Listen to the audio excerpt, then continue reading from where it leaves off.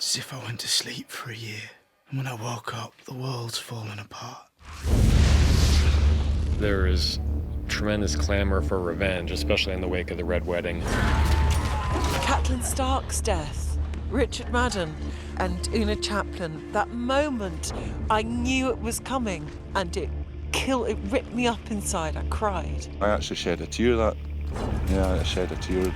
All the performances were extraordinary, and it was very emotional to do. It's sort of, where do you go from there? Some of the most shocking and mind-blowing scenes of the entire series come at the end of this coming season. Some very bloody confrontations. I know how important the Red Wedding is to so many fans of the show and the books, but we pick up the pieces and top it in many ways. This is definitely the most dangerous season for Tyrion. It seems like almost every episode he's in jeopardy of getting his head removed from his shoulders. Tyrion has never been faced with this much public humiliation because he usually has an answer for it. I've talked myself out of 1,000 dark corners, Podrick. I don't think I'm talking my way out of this one. He's usually center stage, and he usually is better at it than the people around him. This time around, he's left as an audience member. I'm guilty of being a dwarf. There's no boundary with her and Tyrion of inflicting emotional damage. She's quite happy to do it. You've always pitied him. Our poor little brother. He'd kill us all if he could. Tyrion and Jaime definitely have a love that Tyrion doesn't have with the other members of his family, and he helps Tyrion a great deal this season. Careful. I'm the last friend you've got. My favourite character is Bronn, Jerome Flynn. I really like Cersei because she's just a fantastic character, and even though everyone hates her, you kind of love to hate her. Jaime Lannister. He's complex. The thing that Nikolaj has is this incredible charisma. He was born to play that part. Oberyn Martell is the one wild card. I would describe Oberyn as a deeply passionate person. I think that he's very, very dangerous, but he's also good. I think Oberyn's feelings for the Lannisters go beyond disdain and then to hatred. Why did you come to King's Landing, Prince Oberyn? I was invited to the royal wedding. The Lannisters aren't the only ones who pay their debts. He uses the invitation to the wedding to come and seek out what he really wants, and that is vengeance. Joffrey. Joffrey's a wee prick. Mummy's boy, a bully. He's got nice eyes. I feel like Jack, the actor, has an abundance of redeeming qualities. I feel like Joffrey, the character, less so. He's kind of always sits like squiffy on his chair.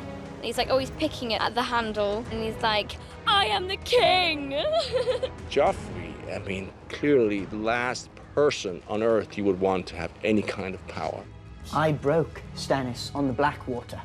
Pity you weren't there to help, Uncle. My apologies, Your Grace. I was rather busy. Busy getting captured. It's the best fun to play such a hateful or hate-inspiring character. Just to get the reaction out of someone is it's very satisfying. It's nice to, make people hate you. A royal wedding is history. The time has come for us all to contemplate our history. In terms of the challenge of the wedding, it's the entirety of it. It's the totality of a massive scene which takes up about half the episode. It was like shooting a short film in itself, actually. I was shocked by the sheer scale. I really have never seen anything like that in Game of Thrones before. I would find it very hard that I would have a wedding ceremony replicated like that again in my career. It was majestic, it was shimmering, and it just looked pristine. I think that's what Joffrey likes. He likes something ostentatious and grand. The great thing about this show is they like to put you into atmospheres and into environments that conjure up certain feelings inside of you when you're playing the scenes out. Your imagination is kind of fueled, it's all there. My throne room is a mini tropical version of a Westeros throne room. That set is unbelievable. I walked in and was like open-mouthed for a good 10 minutes. Very intimidating. And Emilia is lovely, but you kind of look up at them and it's kind of frightening. She's exploring what kind of a leader she could be. How can I rule 7 kingdoms if I can't control a single city? The cities that Dany has previously liberated are beginning to revolt because it's all well and good going in and cutting the tie and seemingly breaking people free, but if you don't leave them with any kind of a structure or any kind of a commander who shares the same morals and views as the person who liberated them, then it's a free-for-all. They can live in my new world or they can die in their old one. When the dragons were first born, they were adorable little babies and completely devoted to their mother, and they couldn't even eat without her. With each season, they grow, and with each season, they become a little bit more dangerous. And now they're at the point where they're not babies anymore. They are outgrowing the restrictions that she's placing on them. She's always feared it. I mean, for goodness sake, they're dragons. They've killed her enemies. What's going to stop them from killing anyone? Because they're dragons in a non-dragon world. They're dragons, Khaleesi. They can never be tamed. I think it's kind of a symbol of her losing control of herself and losing control of what she's doing. The thing that I got most excited about is Jon is not the same man from season to season. There's too much that's happened to him, too much that's gone on and that he's had to learn from. We find him in season 4.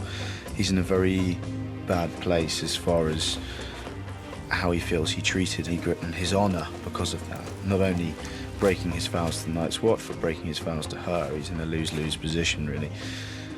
But he has to make good. You've done nothing wrong. I've done plenty wrong.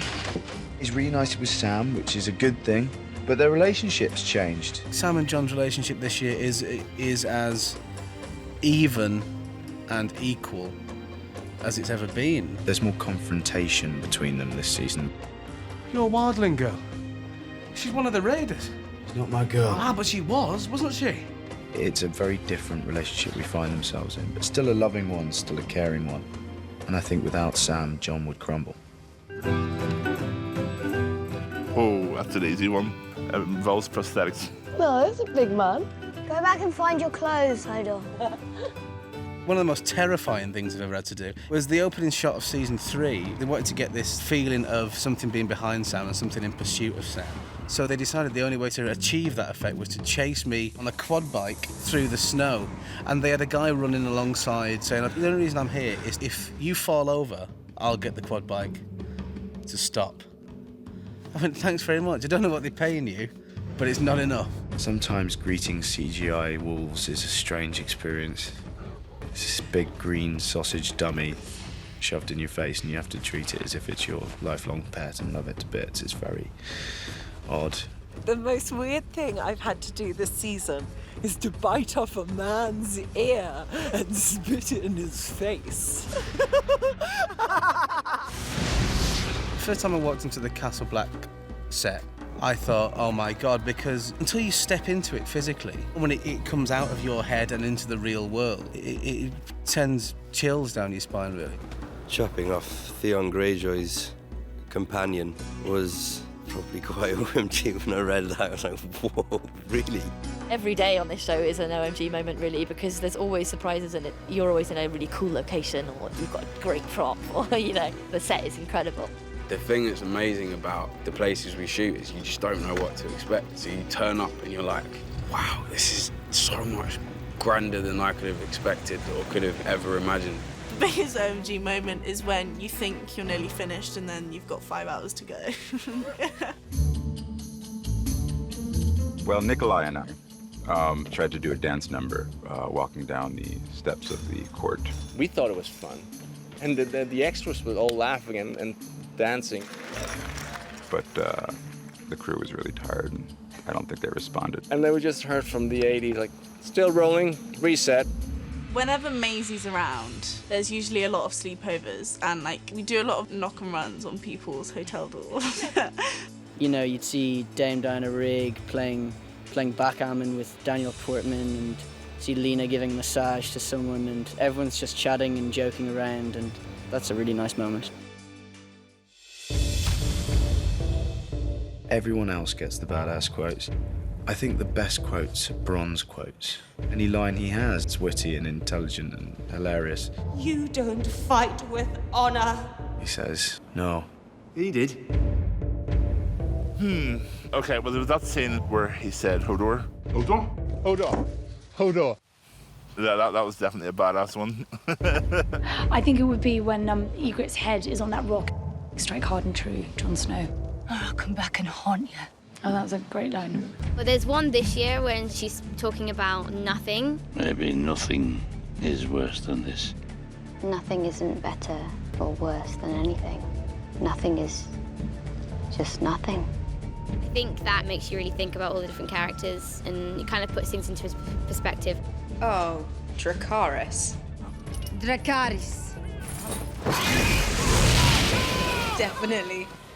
I believe that's probably the most badass quote. I think Maester Luwin. He was very much a father figure for Bran, and to not have him, I think, is probably a disadvantage to Bran. Be Robb and Catelyn. So hard.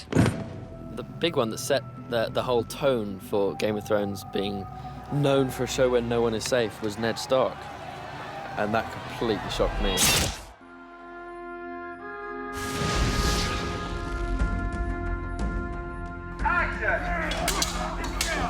I think as in previous seasons, there's a build. I think what makes this season different is that things really get going much more quickly. It's more thrilling throughout than season 3 was.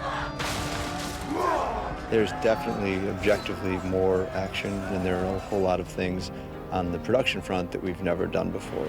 Everyone's kind of now loading the guns, loading their arrows, sharpening their knives, and it's just right. It's not building towards one specific climactic event. There are more climactic events in season 4 than there have ever been before. Every season up until now has been, episode 9 has been the big episode. Season 4 is just very steady. The stakes are higher throughout the season than they have been before. This season, the story just gets more intense. Some really juicy mental storylines. And it's just really exciting. The button's pressed and the accelerator is firmly to the floor here. There's a lot of action. The good guys are coming back this year, and that's nice to see. Yeah, we're making a stand. We hope people, when they come out of the season, will feel that the impact of the season as a whole would be even greater than the impact of the previous season. There are so many quality shows on television that I love and admire, but I don't think there's one with the scale of Game of Thrones in terms of the size of the cast, in terms of number of countries we shoot in, and you know, who else has dragons, really?